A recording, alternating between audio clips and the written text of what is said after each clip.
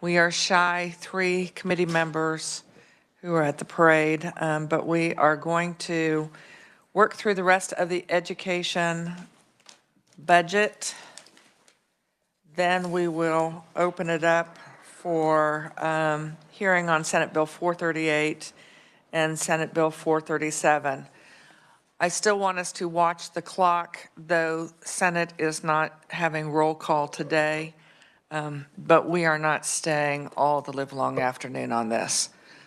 So we will make sure that folks have an opportunity to testify and that questions are answered, but we do want to move along. So first up, on education budget, we have Dr. Frank Harwood, our Deputy Commissioner of Fiscal and Administrative Services with the Department of Education.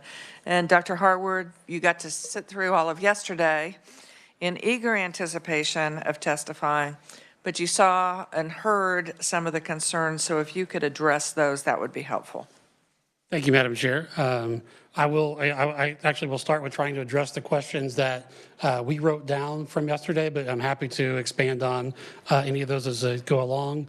There were several questions about the MHIT. We sent the report that is due to the legislature. I hope that got to all the committee members, but I'm happy to answer any questions that did not answer. In regard to the FTE question, at the date of the report, KSD did have 30 open vacancies. We have vacancies that we are continually trying to fill. Some of our vacancies, though, are for federal positions, and if it's a federally funded position, it can't be used for state purposes, so they don't always interact. Of the requests for FY25 increases, only one of those positions was an enhancement, and that was for the school security auditor. For the COVID relief funds that were talked about, and I'll just talk about that as an entire amount, KLRD reported over $400 million. That figure was from July 1st. The current balance is $245.6 million.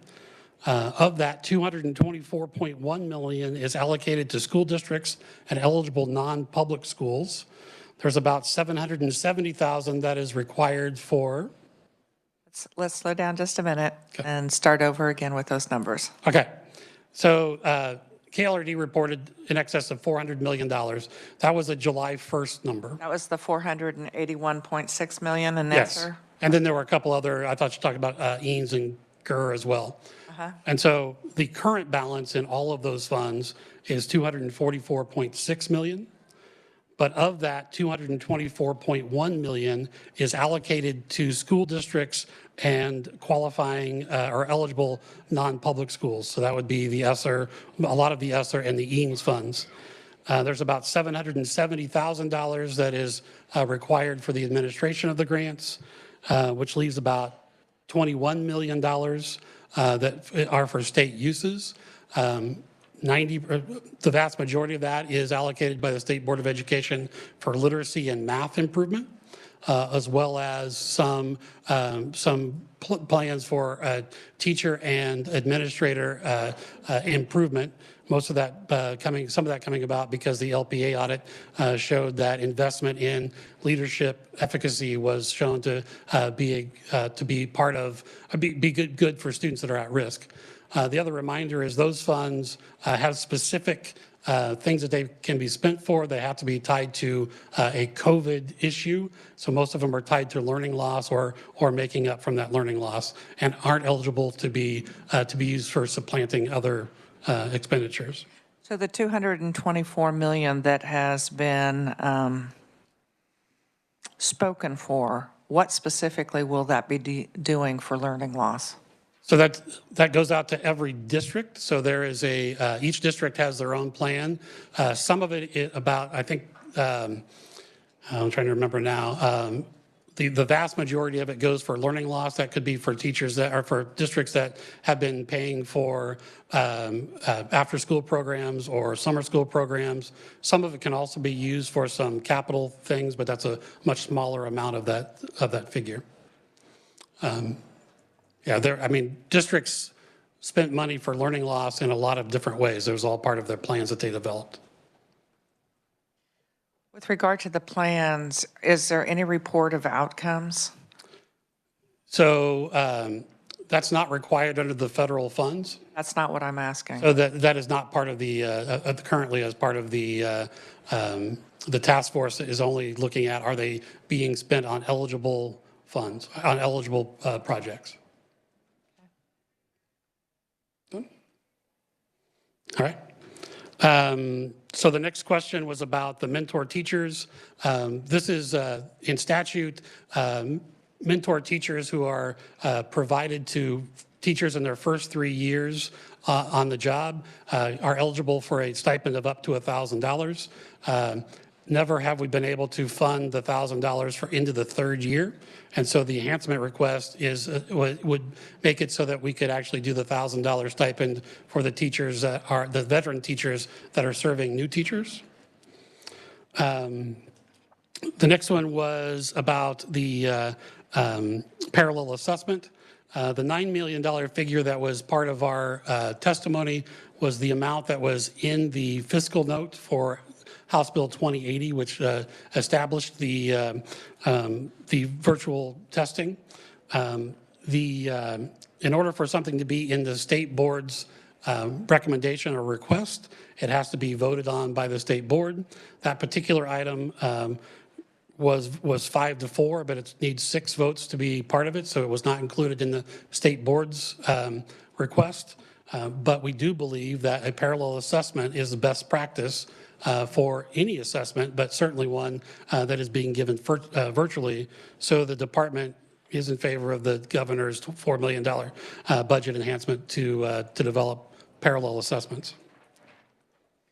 Aren't the assessments being performed at the schools virtual as well? Aren't those being done online? So so yes, they are done on computers, but there are monitors in the room with them. Versus the monitors being virtual as well. But I would say is that a parallel assessment would be good practice whether we were doing it virtually or not. And so this enhancement not only would help us if there is a breach because of the virtual assessment, but in general is good practice. Have we ever had a breach with our school districts? So the breaches, KU does not disclose breaches. They handle those on a case-by-case basis. So we were not able to get information more specific than that from KU. So I guess we could assume, yes, there have been some. We just don't know how many or where. Right. Okay. All right. So then the next one, there was several questions about special education.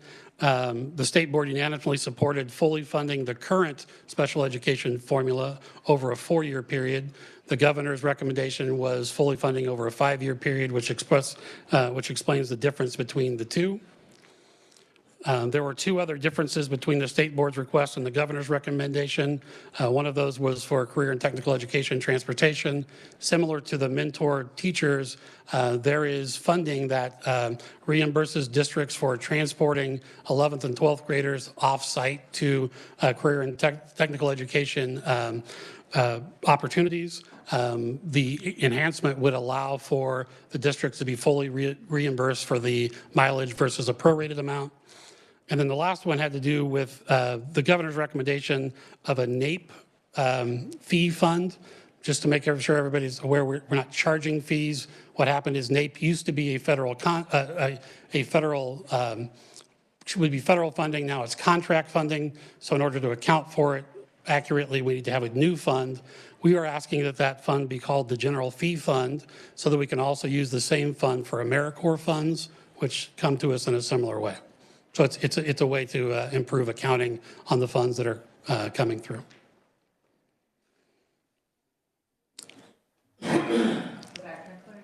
Those were the questions the 2 things you didn't ask questions about, and then the other things that that I knew were questions yesterday. But I'm happy to answer any other questions. Committee, are there any other questions at this time? Senator Erickson. Thank you, Madam Chair. Yes, on the parallel assessment for virtual students, Was that a recommendation made by the State Board of Education? So as I said, the vote on that from the state board was 5-4, and it takes 6 votes to be approved. So that's why it was not included in the state board's request. It was part of the fiscal note for House Bill 2080 last year, which is why the department is supportive of the governor's recommendation. Do you have a follow-up? Well, just a statement, Madam Chair. You know, we are repeatedly told to respect the authority of the State Board of Education, and now we're being asked to do an end around the State Board of Education for funding. Thank you, Madam Chair. Dr. Harwood, do you have any other additional statements? I think I've covered the questions that were there and the differences mostly between the governor's recommendation and the state board's request. Thank you very much. At this time, I'm going to call on Tanya Keene, Interim Executive Director for Child Care Aware of Kansas.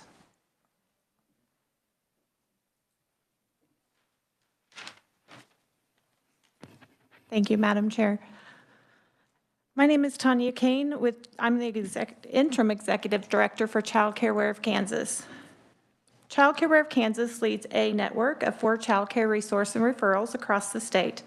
Our network is on the front lines each and every day, working to connect families to child care, partnering with child care providers to enhance their business, and collaborating with communities to build child care capacity.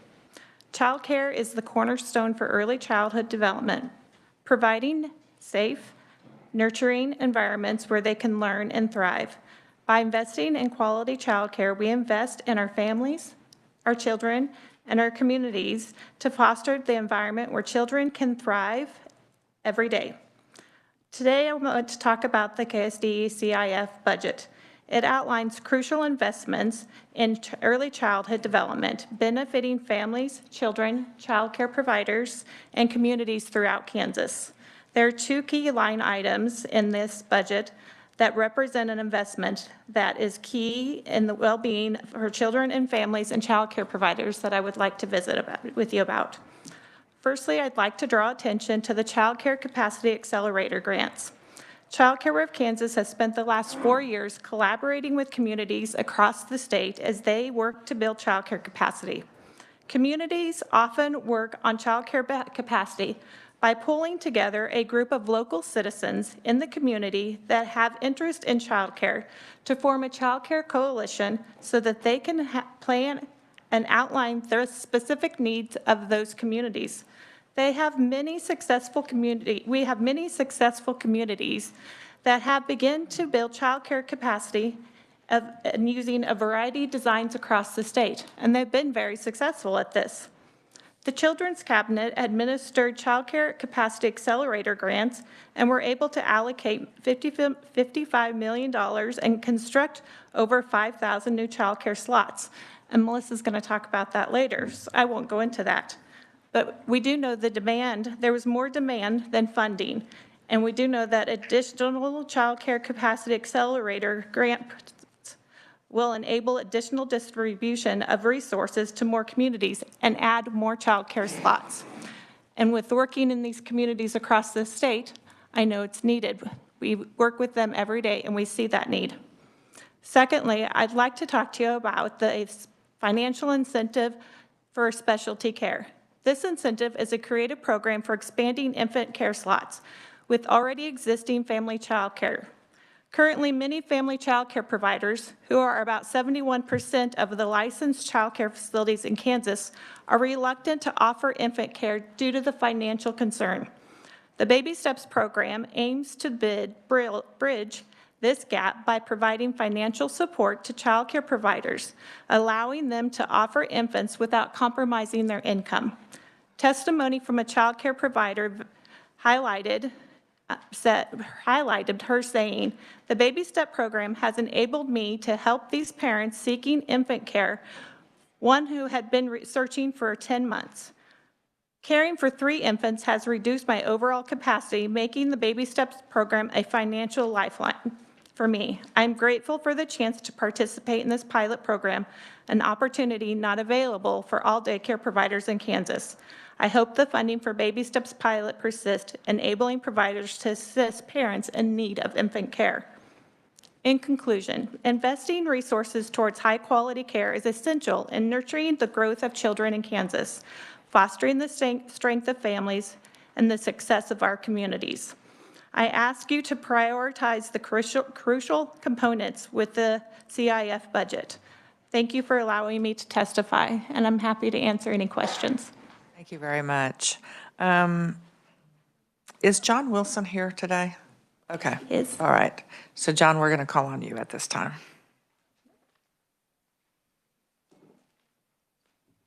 Thank you, Madam Chair, for the opportunity to be here, and I will be brief.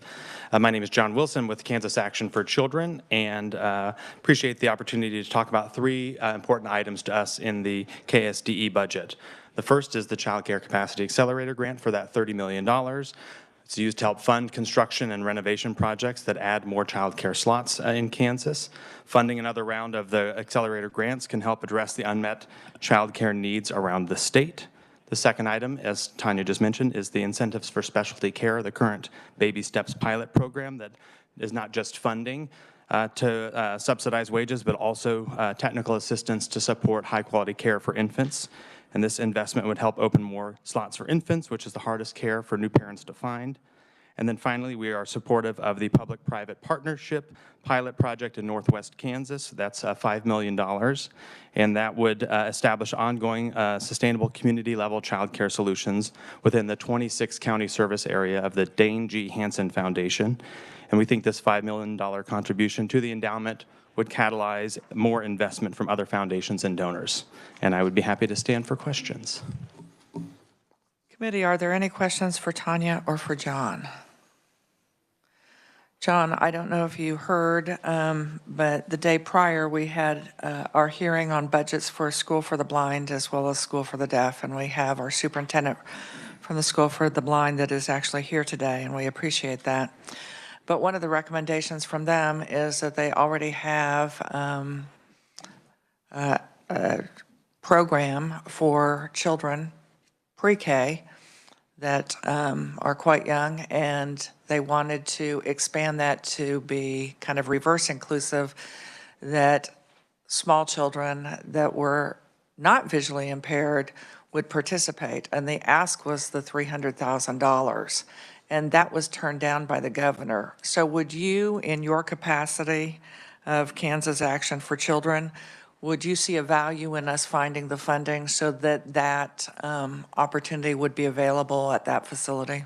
Yeah, so I am always supportive of state funding to support greater access to child care, especially child care that kind of meets the needs of families. What's one of the wonderful things about the child care system in Kansas is it's mixed delivery. It happens in for-profit, nonprofit, faith-based, not faith-based, center-based family child care.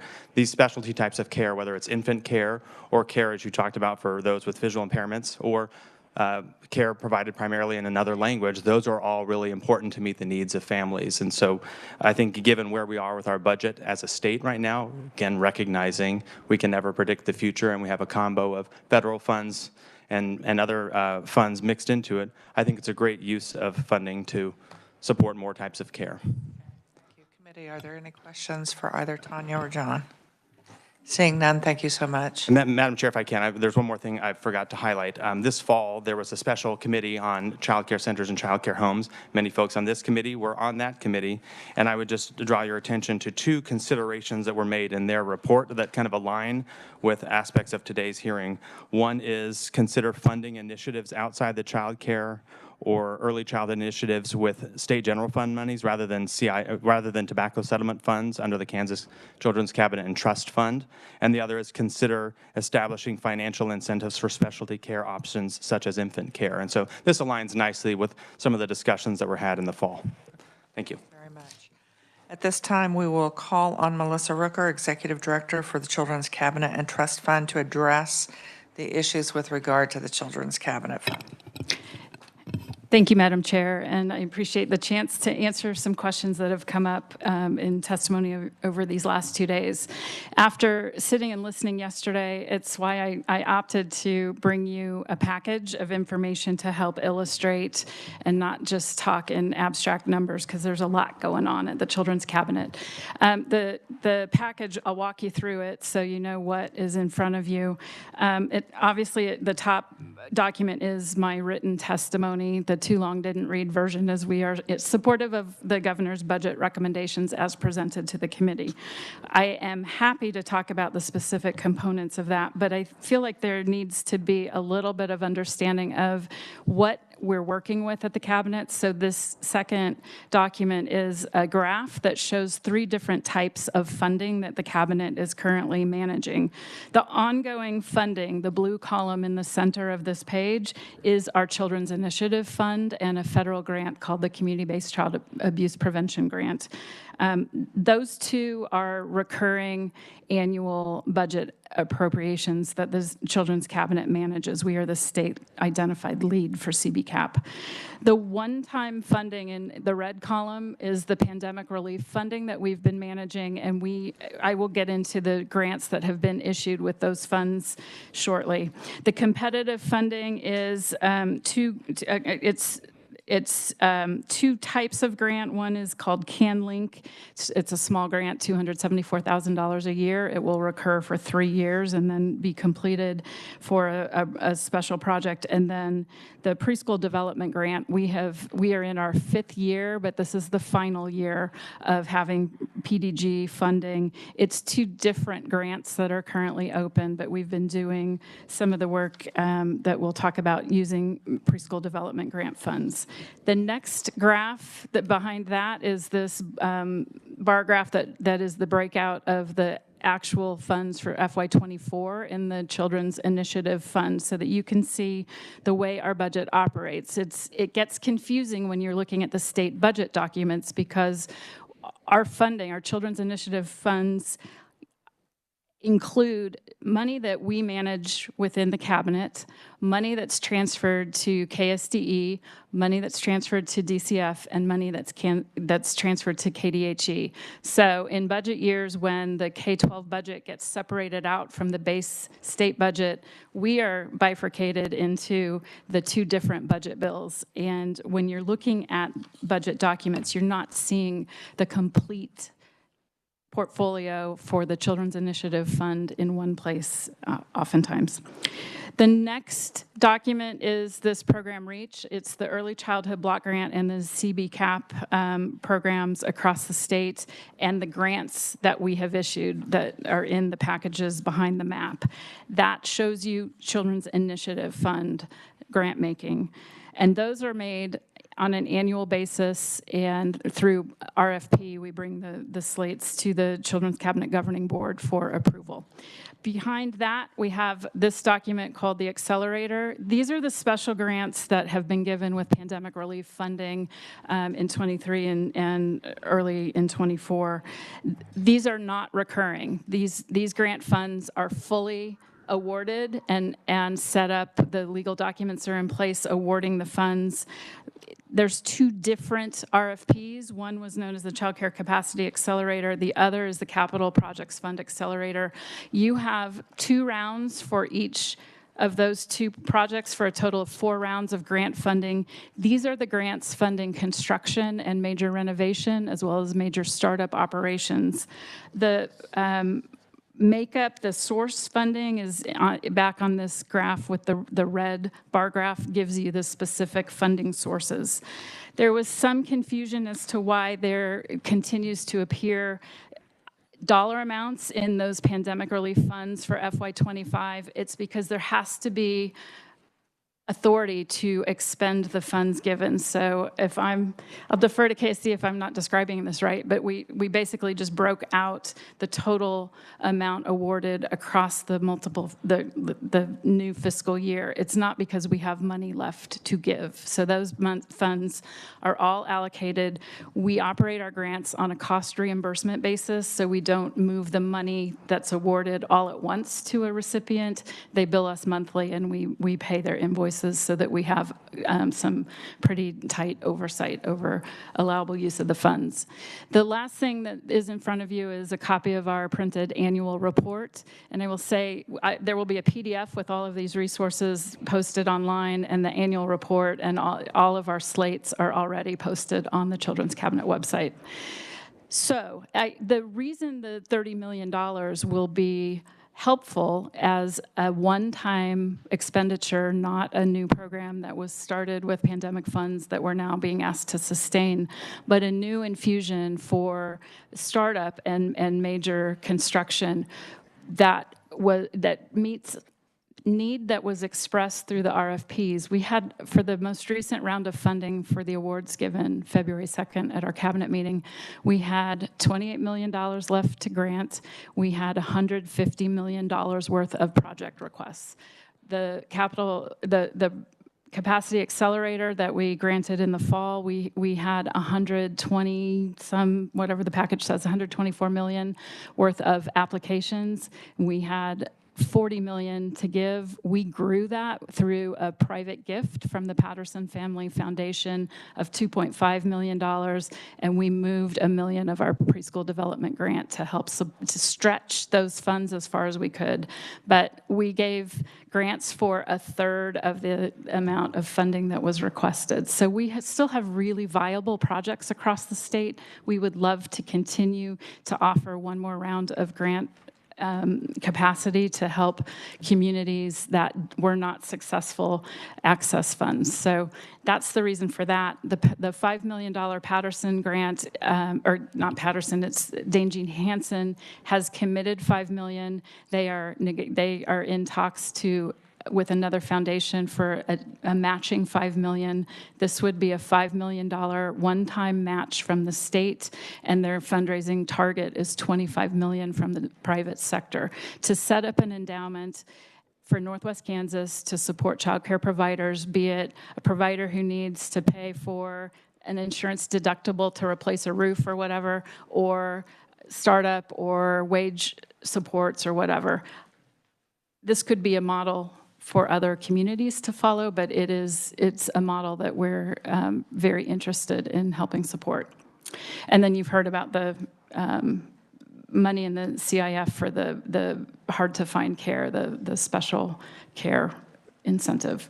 There's also a workforce registry line item that tobacco funding funded to support the modernization of the professional development side of things for child care providers.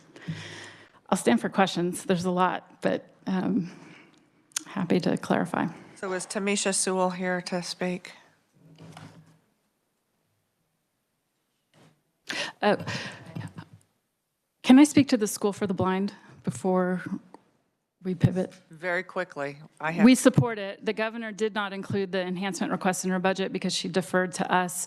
We would fund that through our early childhood block grant should we get the budget line item approved.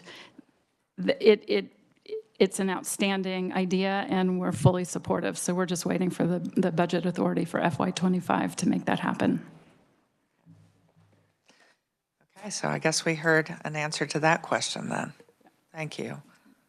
Committee, are there any questions for Representative Rooker? I'm not seeing any. Thank you so much. Committee, are there any last questions that you have on the Department of Education budget? I do want to draw your attention. Cindy did make sure that you received a copy of the Mental Health Intervention Team grant. You also received the chart on funding for our school districts since 2005. And we received the charts on the Mental Health Intervention Team grant report, as well as school districts participating in the MHIT program. So you have received all of those. So at this time, I am going to close the hearing on the education budget. And committee, we are going to move right forward, and we are going to start with our hearing on Senate Bill 437. because we have Representative Epley here, and he has another committee to go to as well. And so that is establishing the Kansas Education Enrichment Program, KEEP program, to provide educational awards to elementary and secondary school students for qualifying expenses for educational goods and services. So we will start with a brief overview by our reviser. Thank you very much, Tamara Lawrence. Thank you, Madam Chair, and good afternoon, committee. Senate Bill 437 would codify the Kansas Education Enrichment Program, or KEEP, in statute. The program would provide educational awards of up to $1,000 to qualified students for qualifying expenses. Both qualified student and qualifying expenses are defined in the bill, and you can see that on page 1, starting in line 36 and going on to page 2. Qualified students could receive a maximum of 2 KEEP awards of up to $1,000 each. The first award could be made when the student is in any of the grades 1 through 8, and the second award would be made when the student is in any of the grades 9 through 12. No student could receive more than $2,000 in total rewards. The state treasurer would be charged with implementing and administering the program and the KEEP fund that is also established in the bill. A third-party vendor may be used to create digital accounts for qualified students. Additionally, the bill does include an appropriation of $100 million for fiscal year 2025. And I will note that there is an error in the title in line 7. It says that appropriation would be made to the Department of Revenue. That should be state treasurer. So if the committee chooses to work the bill, I would kindly request that you consider making that correction. It is in the title, not in the text of the bill itself, but I did want to point that out to you. And finally, the bill would take effect July 1 upon publication in the statute book, and I'll be happy to answer questions. Committee, what questions do you have on the overview? I'm not seeing any, so thank you very much. At this time, I will call on Representative John Epley, House District 63, as proponent testimony. Now, I have 7 individuals that are wanting to speak. I assume there will be some questions, so I'm asking everyone to be brief because we do have your written testimony. So welcome to committee. Thank you very much, Chair Baumgartner, members of the Senate Ed Committee. I'm standing here today to just really nail this, that there's one message. KEEP is a critical tool for our rural Kansas schools going forward. We just learned that and found that out. Rural schools did very well by me. I was born and raised in Fredonia, Kansas. I was afforded excellent education in basic sciences, got to work at my local hospital, and learned 2 most fundamental skills in medicine, bedside manner and basic sciences. Rural kids in rural schools today do not grab headlines, but they deserve every bit as much attention as do our big urban schools. They deserve the same tutoring, the same local resources, and the same enrichment opportunities which have been so lacking as our big city counterparts. Under the Kansas Educational Enrichment Program, KEEP, which gives eligible students $1,000 for educational opportunities from tutoring to laptops, rural students are getting exactly those resources. Because of my commitment to rural education, I have made it clear that I would work to solidify and expand programs like KEEP through this bill, Senate Bill 437. This is about our students today that are the future of America. After all, rural Kansas schools have produced the likes of Dwight Eisenhower, Jack Kirby, Bob Dole, even Amelia Earhart from my hometown in Atchison. There's no doubt that many such future leaders are walking the halls of Kansas schools right now. KEEP is helping to build the next generation. Tens of thousands of students representing all Kansas' 105 counties, mostly rural counties, have received this extra help. Yet this is not just about additional financial resources. Study after study have found intensive tutoring to be one of the most effective tools to make up for gaps in reading, writing, and critical thinking, which we all know has failed to narrow since kids were sent home during the COVID pandemic. There are ancillary benefits for rural economies, too. Those administering the KEEP program made the insightful decision to prioritize and use local education providers. Students can get face-to-face tutoring where they learn social skills in real life, not just online, and we know that real-life interactions are far more effective for our children. The KEEP program has also fostered the development of a burgeoning educational support community in our rural towns. Rural Kansas did not lack smart people capable of tutoring. It lacked students who could afford it. Thanks to KEEP, local jobs have developed to serve as a resource for rural students. This program has done much too good to not preserve and expand it. It is too important for students, for parents, for local communities, and most critically for the future of Kansas. We must build on KEEP's successes that we've learned about and continue to grow resources that support our rural Kansas students. I'll be available for questions anytime. I would close with the fact that I think we definitely need to keep, and codify it into the future. Thank you. Thank you very much. Questions later, or? Well, is Shannon Pauls here? There she is. Okay, didn't see you. You want to come up and give us your testimony, and then we'll address proponent testimony with questions. Well, good afternoon, Chairwoman and members of the committee. My name is Shannon Pauls, and I am with Yes Every Kid. I believe you have my written testimony, so I'll just talk about a couple highlights from that testimony. Like Representative Epley stated, KEEP has benefited tens of thousands of Kansas students from all 105 counties. We believe that this shows the demand and need for this program, and this legislation would allow even more students and families to benefit. When recently announcing the program had distributed all of its allocated funds, Governor Kelly stated in her release, KEEP has been instrumental in providing access to materials and programs that strengthen academic success for Kansas children. The program has empowered Kansas families with resources to connect their children with tutoring, classes, academic camps, and more that allow kids to thrive in and outside of the classroom. Access to supplementary education resources is often unevenly distributed among families, leading to education disparities. SB 437 helps bridge this gap, ensuring that all students have equal opportunities to enhance their learning. We believe continuing the KEEP program is a strategic investment in the future of Kansas students and our state as a whole.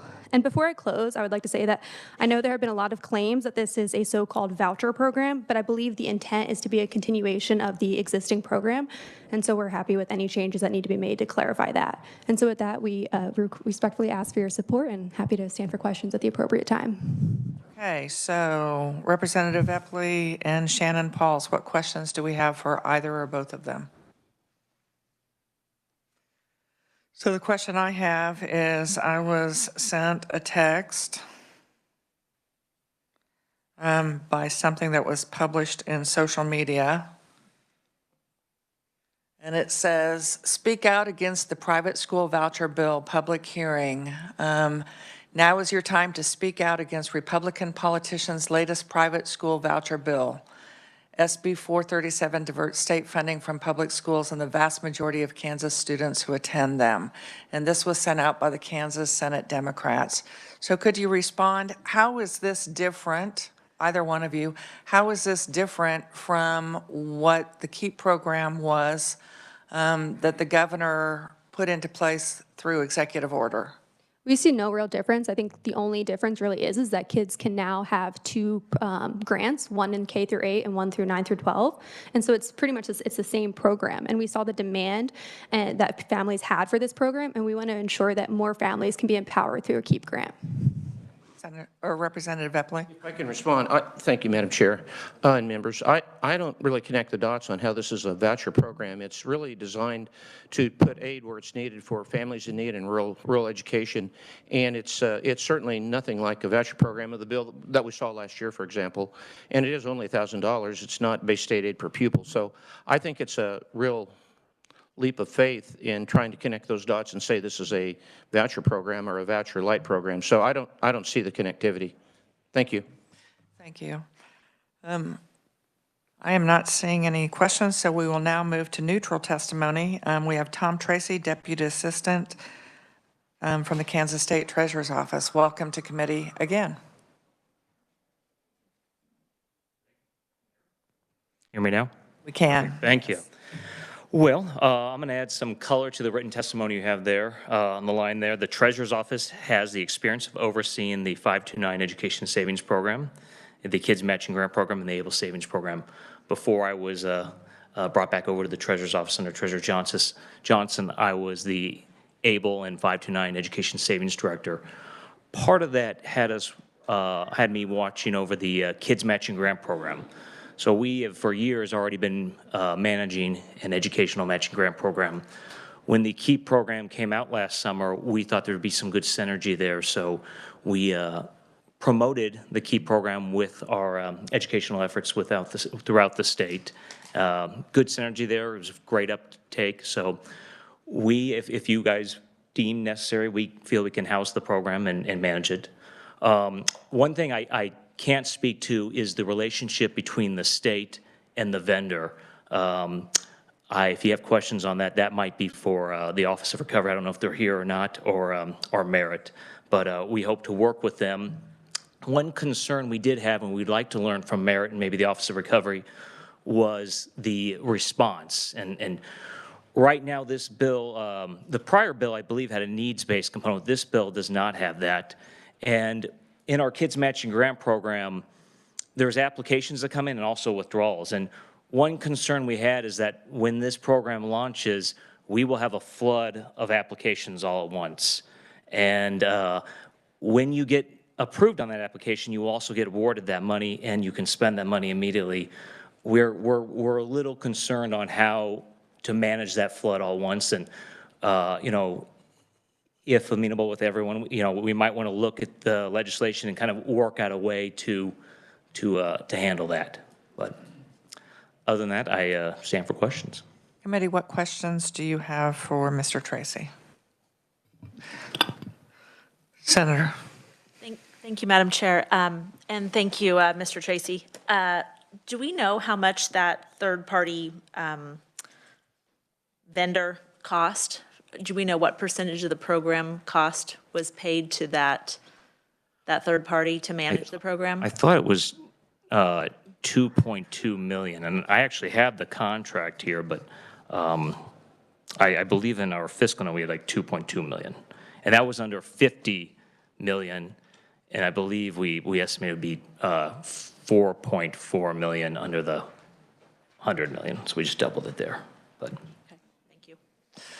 So could you share with us what was the need-based, what level was the need-based? you know, originally it started at 180%, and the needs base for the Kids Matching Grant Program was 200%, and that's why we thought there'd be some good synergy there, where everyone that was in the KEEP program would be eligible for the Matching Grant Program. So that did more than, it went up to 300%, I think, right before it launched. So in the end, it was 300%. I think for a household of 4, your FAGI would be 90,000 or less, and you would qualify for the KEEP program. In the Kids Matching Grant Program, it was FAGI of 60,000 or less.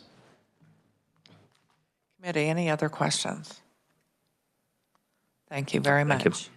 Thank you. Okay, so we have 2 virtual opponents and we have 2 in-person opponents.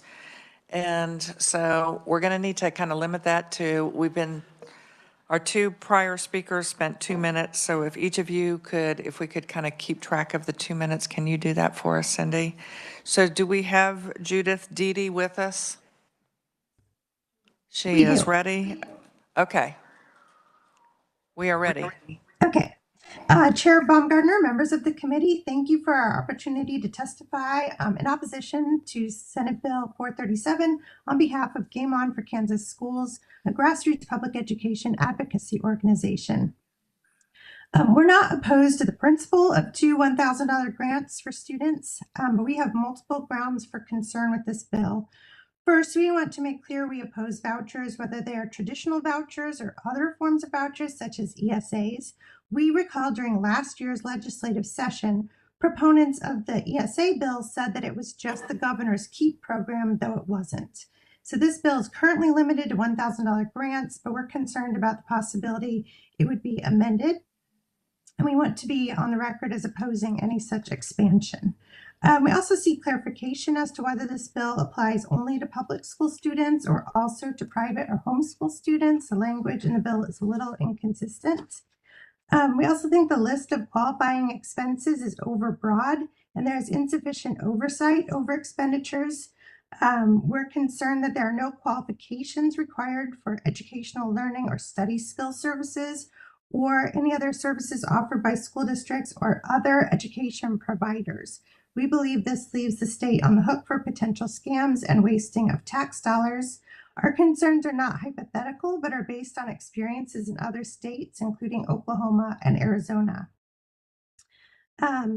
So businesses like ClassWallet charge fees for their services, and as we've seen in other states, still fail to provide sufficient oversight of expenditures. It seems bills like this require a substantial budget for oversight, which then results in taxpayer dollars that go for monitoring businesses rather than educating children. We also, as the prior Comfrey noted, see that there's no income cap on this bill.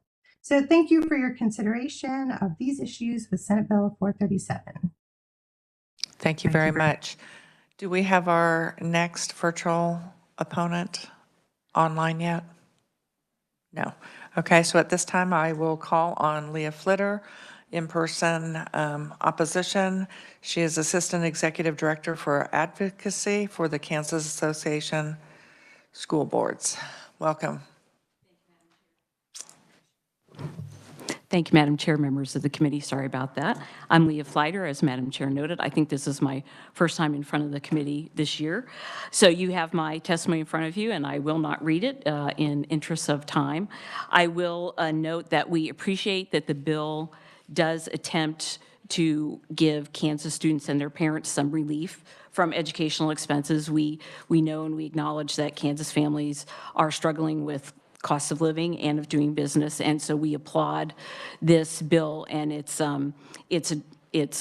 attempt to address that through the $2,000 maximum award under this program.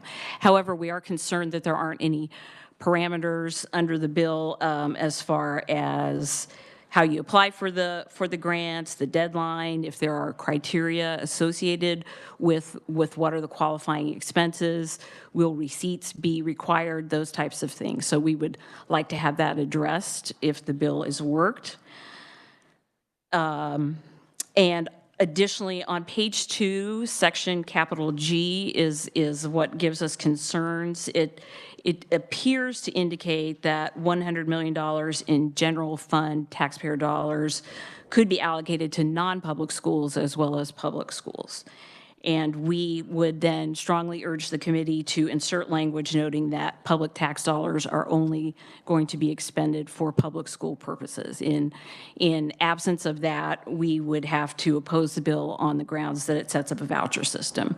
Because I think I've noted in our testimony, our member-adopted policy opposes public funds for schools that don't accept all students on the same basis as we do. So, again, we appreciate the opportunity to help students and families with expenses, but would like to see it clarified to make sure that public funds are not going to non-public schools. Thank you. There we go. Next up, we have Lauren Tice Miller, Director of Government Relations and Elections, Kansas National Education Association. Welcome to the committee this year. Thank you. Chairwoman Baumgartner, members of the committee, I appreciate the opportunity to testify today. I did submit written testimony, and in the interest of time, there were just a couple of things I wanted to touch on. We believe in reading this bill that there are two avenues that we see here. We definitely see the framework for the vouchers that we have seen in previous bills over the past few years in setting up these accounts and giving the opportunity for these students to use. Specifically in this bill, we see, as previously noted by KASB, the definition where it is a broad definition of where this money can go, which is where we see the definition of vouchers emerge, the public dollars being used for private entities, private schools. We see this as additionally the grants are eligible, or the vouchers are eligible for about 18%. If you look at the fiscal note that was drafted, it notes that there are 556,000 eligible students within that K-12. So within that definition, it says they don't have to be enrolled in public schools, they just have to be eligible to attend K through 12. So this could be any student would be eligible. Of those 556,000 students, 100% of them have the opportunity to attend our public schools. But under this program, only 18% of them have the opportunity to receive the funding and use for those programs. So based on that, we see this as if we truly want to invest in our Kansas students, which we absolutely support investing in our students. We believe every child deserves a quality education. We believe that this money would be best spent investing in our public schools where all 100% of these 556,000 students have the opportunity to receive those services, have a certified classroom teacher, have support services, and reduce our classroom sizes, and so on. If we want to provide relief to our Kansas families, which we understand how expensive everything has gotten, then remove that education savings account component and just give it directly to them. So with that, I would stand for questions at the appropriate time. Thank you very much. I understand that Mary Sinclair, PTA Advocacy Team, is available on WebEx at this time. Madam Chair, committee members, thank you for the opportunity to testify on behalf of the Kansas PTA. We do stand in opposition to this bill at this time. Largely, the PTA does not oppose the underlying structure of the bill in terms of providing those additional supports to our public school students, but rather we acknowledge that this really was a program derived out of the ESSER federal COVID relief funds. And so its standalone, stand separate to our public school system was really a function of those, of that program. And what we would encourage this committee and the legislative body to consider investing the $100 million into our public school system, either to shore up our shortfall in special education funding and or for purposes that are specified in this bill, and that we rely upon the expertise of our educators to identify those kids in greatest need of those additional supports, such as tutoring, and to save those $2 million in vendors' fees that could be also directed towards student services. Thank you for the opportunity to speak. Thank you very much for your testimony. Committee, what questions do you have for our opponents? Senator Straub. Thank you, Madam Chair. This question is actually for all of the opponent testimony groups and individuals. I'm looking at an article that was from January 31st, 2023, so just a year ago. And this article was in the Topeka Capital Journal. It says, Kansas program to give $1,000 to some families to fight learning loss. Here's how to apply. And it says, Governor Laura Kelly's office announced on Tuesday the KEEP program. And I'm just curious as to, did any of you oppose this program? And did any of you refer to it as a voucher program in January of last year?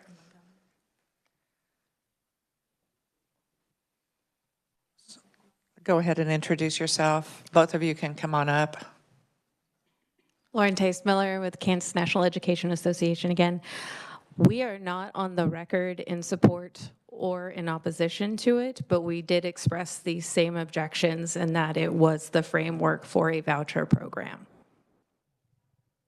Thank you, Madam Chair. I just want to make it clear that this program was created by an executive order, as the committee chair already stated, by our governor, Governor Laura Kelly, and it was using Spark monies. And it didn't seem that anyone had any opposition to it at that time, but now that it has become a bill to continue the same program, it seems that we have new opponents to a program that was previously created by our Democrat governor.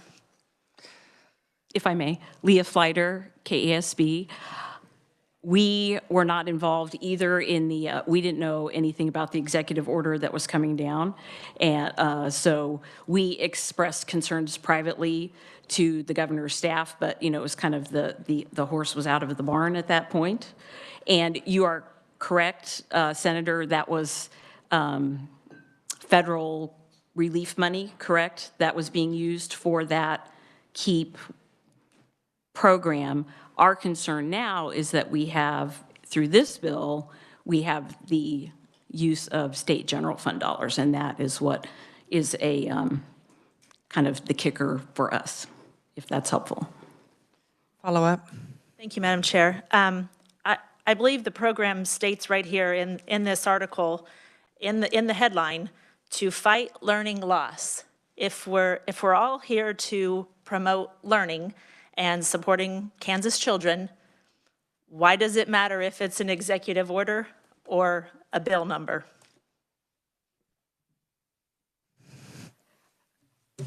the executive order versus a bill number is not quite where our issue is. The issue is the use of state public taxpayer dollars. The KEEP program that was established through the executive order was federal COVID funds, not general fund dollars. If I misunderstood that, then I apologize. I'm not trying to be misleading or confrontational. Madam Chair, I just make a point. It doesn't matter if it's state taxpayer dollars or federal taxpayer dollars. It's all taxpayer dollars. Senator Erickson. Thank you, Madam Chair, and this is for any of the opponents. Does this bill take any money away from public education funding?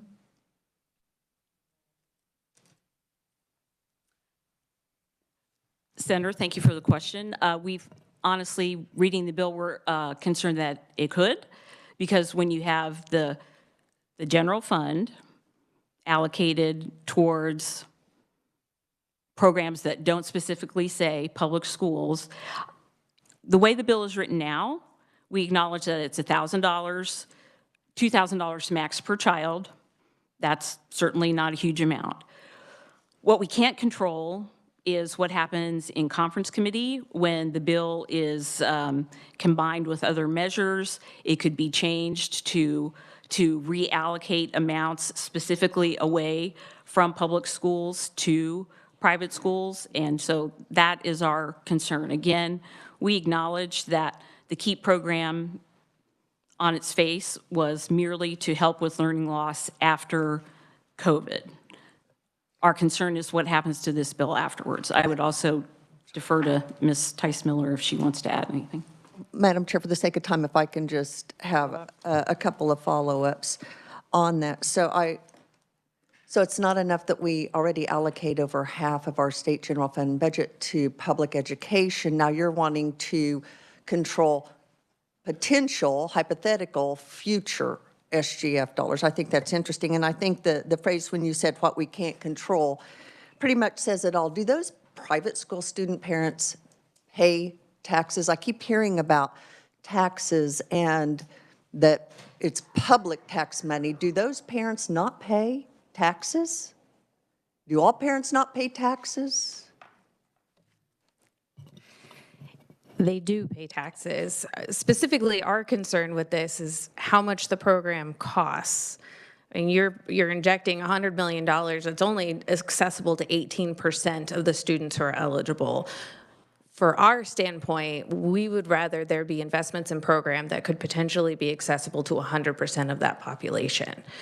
And I will also note, if I may, to Senator Straub earlier, this is the first time we've had an opportunity to publicly express our objections to this structure. So that's why we are just now making those comments. So Madam Chair, I'll end with this because I think there's some other questions. I just find it incredulous that we are offering additional money to help students outside of the funding of public education dollars. We're not taking anything away from them. And the education establishment is pushing back on additional funding meant to help any Kansas kid who's eligible for it because it's not under their purview. And I just think, who are we focusing on? The establishment or helping kids? Thank you, Madam Chair. Is there any other comments, Senator Blasey, or questions? I probably should ask this question actually for the proponents, but it'll apply to the opponents as well. Can the argument be made that the policy question here really is, are we going to continue to spend money on this type of program? Because as we all know, we just went through the Department of Education budget, the federal money is drying up, and everyone in this building is saying, keep funding all these programs. The reality is we can't afford to do all these programs. So that's my question is, are we going to continue to fund programs that were funded by federal dollars? That's my question. I would say that's a policy decision for the state legislature. I'm sorry, I don't have any more words of wisdom to offer than that. Well, I would just say as we continue to debate these bills and education bills, or the budget, sorry, tomorrow, I think we got to be very cognizant of that we can't be supplementing federal dollars for state funds. So thank you. I guess the question, as long as you guys are still up, before you sit. You know, we heard testimony from the deputy commissioner with regard to what was originally $481.6 million at the start of the fiscal year of ESSER dollars. And he indicated that that actually went down to $244.6 million, and that $224.1 million has been distributed. And my question of him was, so how is it being utilized, and are we, you know, tracking or measuring any type of outcomes? So are you not concerned about how those funds are being spent, or the lack of tracking of any type of outcomes from that type of spending? Whereas with the KEEPS program, merit truly can print out, it went to this and to these areas, not specifically to the child, but they could provide a listing of how those funds were utilized. Madam Chair, I'm not trying to be difficult or confrontational. I don't see the connection between his report about tracking of ESSER funds. Well, you indicated that we're talking about SGF, we're not talking about federal money. Right. So the comparison with the federal money that's already been distributed to more than 2 times the amount that would be set up for this, where it would be tracked, but you're not concerned that we don't know how it went out or how it's being used or any type If I'm not mistaken, the federal funds are extensively tracked. There's a report that is put out quarterly, and there's a task, I don't know if that's the correct term, but a task force that approves those ESSER expenses, and Representative Adam Thomas from this body sits. So I'm sorry if I'm confusing what you're right, as far as they're tracking what was the original ask. There isn't that follow-up tracking of how it was actually used. Not unlike the problem that we continue to have with at-risk funds. Those haven't been tracked appropriately. Pardon me, Madam Chair, I don't, if I'm mistaken, then please help me understand. I don't see anything in Senate Bill 4437 that states that should these public funds be given to non-public schools, that achievement will be tracked or outcomes will be tracked. If I'm mistaken, then I would turn to the reviser or someone else for clarification. I'm not saying outcomes. I'm saying, but there would, through merit, it's being reimbursed for this particular, for tutoring or for the acquisition of a laptop or any of those types of reasons. But it also says for any other, under subsection capital G. But it does have to be submitted to merit and approved. Okay. Well, that's how it's been operating under the governor's executive order. Well, then perhaps it needs to be clarified in the bill that it would be tracked and administered in the same way. That might help. The only thing that I would add to that is under the ESSER funding, we had oversight from KSDE, the State Board of Education. There were a number of education professionals and those with the background reviewing those expenses. In this case, under this bill, the other educational services provided by education providers is at the discretion of the state treasurer. And so that's where a lot of our concern comes in, is what are the qualifications of these individuals who are providing the tutoring? What are the services being provided, and are they having a direct connection to the student's education and their performance? I guess it's a little bit a question to me that those questions I have never heard mentioned with the executive order. So was it, as long as it was federal money, it didn't matter? We expressed these concerns privately over the entire structure of the program. So you may not have heard those questions, but we have raised them with a number of people. So I think it's just interesting that that remained private, even though it impacted public students, private students, homeschool students, that those issues remained private and were never published in all of the different types of newsletters and social media publications that have gone out. Okay. I'm not seeing any other question. Oh, I'm sorry, Senator Erickson. Thank you, Madam Chair. Why were those private? Those decisions were made above my pay grade. No, why were your concerns about it kept private? Because that's what our leadership decided to have, how they decided to have those conversations. And your leadership decided to make your concerns about this public. I'm wondering why the discrepancy. This was a public hearing seeking to codify a program. We didn't have an opportunity to provide any input or ask questions until after we heard about the executive order. So I'm not seeing any further questions, so we are now going to close the hearing on Senate Bill 437. We are going to open the hearing on Senate Bill 438, eliminating the requirement to subtract other aid from the state payment on the AOK program. So we will have a brief overview by our reviser.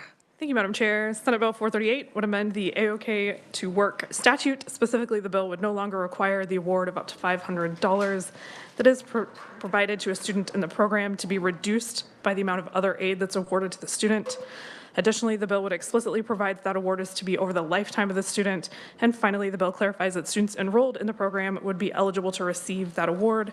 The bill also makes several technical corrections and would take effect on July 1, and I will be happy to answer any questions. Committee, do you have questions? So first up, we originally had Dr. Blake Flanders, the President and Chief Executive Officer of KBOR, was going to present, but he is across the street with the Board of Regents who are actually meeting now. So we have in his stead Kelly Oliver. Welcome to committee, Kelly. Thank you, Chair Baumgartner. And members of the committee, I appreciate the opportunity to appear today in favor of SB 438. This legislation, as Tamara mentioned, is quite technical in nature and was proposed by the Board of Regents to update language enacted last year.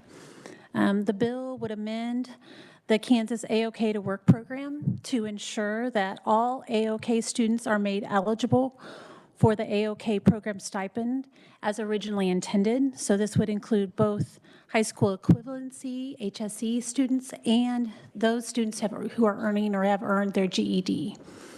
In addition, the bill would seek to remove language requiring the subtraction of other aid from the amount awarded in this benefit. Finally, to further the goal of ensuring that the benefit is available to all AOK students, we suggest amending the bill just slightly further on page 2, lines 19 and 20, to add the word all as follows. It would be under section D1. While enrolled in an AOK program, we would insert insert all students there. Thank you for the opportunity to offer testimony on this legislation, and I will stand for questions at the appropriate time. Thank you so much. Thank you. Next up, we have Chris Stanier, Chief Mission Officer, Goodwill Industries of Kansas. Thank you, Madam Chair and members of the committee. Thank you for working with my crazy schedule, allowing me to testify remotely. Goodwill Industries of Kansas, with our adult education program, we stand in support of SB 438. This appears to be a very reasonable revision. It ensures that we get required materials to the students and that they're covered for all AOK pathways. Additionally, we have no problem with the $500 per student cap. We don't anticipate that that's going to restrict usage of this program. So again, thank you for the opportunity to testify, and I will stand for questions at the appropriate time. Now is the time, Chris, and so just want to make sure you are in agreement with the amendment recommended for page 2 on lines 19 and 20, where it will say all students. Yes, I am. Okay. So there we have that. Committee, are there any additional questions for either Chris or Kelly? Okay, Senator Dietrich. Thank you, Madam Chair. I just wanted to call our attention to the fiscal note that's in our materials, that there would be no additional cost, even though it would be $175,000 potentially. It says the board states, Kansas Board of Regents states, that the estimated increase could be covered within existing resources. That may be the only committee I've heard that in the last month. So I just want to say thank you. Kelly, you can come to the mic and say, you're welcome. There we go. They were planning ahead. Okay, any other questions or comments? I am not seeing any, and I will go ahead and make the request of the revisor to come up with that amendment so that we can work on that. Committee, I am going to close the hearing on Senate Bill 438. I want to remind the committee that tomorrow we do have a brief hearing on Senate Bill 465, and that is for the annual levy of up to 2 mills. But we do have to work our education bills. We have to get those out. So if you have recommendations for either of those 3 budget bills, have them prepared. And I guess I need some guidance from JG. Do they need to be through the revisor, or do they need to be written up so that you have them?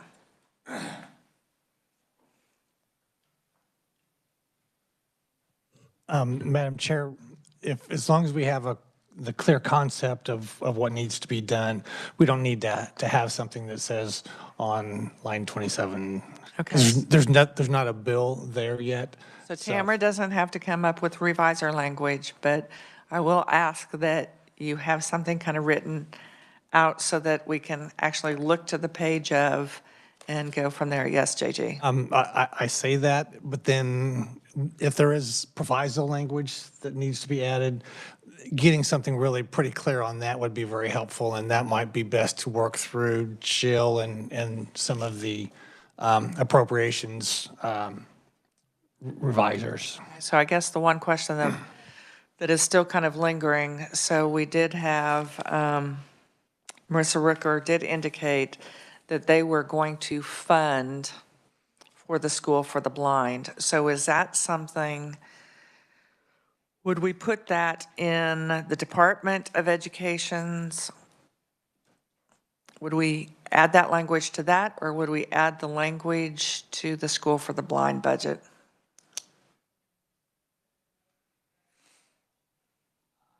Can we get that clarified for tomorrow? Because I want more than just, that's what she said in the hearing. I would like us to document that. And it may be that we document it in both. So if we could get that clarified. And committee, I would simply say if you have some changes that you are wanting to make, if you have any questions, contact JG and he will help step you through that before we meet tomorrow afternoon. Thank you for your